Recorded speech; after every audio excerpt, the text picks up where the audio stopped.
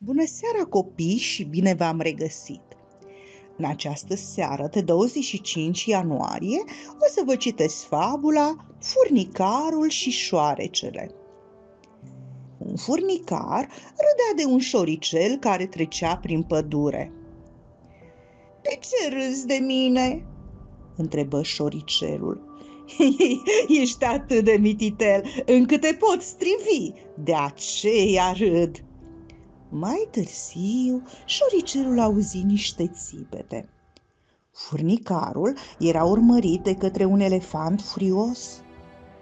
Micuțul, care știa că elefanților le este frică de neamul șoricesc, strigă: "Așadar, te iei de animale fără apărare? De ce nu te pui cu mine, domnule elefant? Pun pariu că nu îndrăznești." Elefantul, înspăimântat, făcu stânga împrejur și-și luă tălpășița.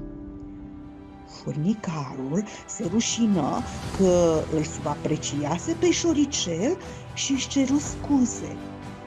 După această întâmplare, cei doi rămaseră prieteni. "Nu râdeți de cei mici, că nu știți când vă pot ajuta.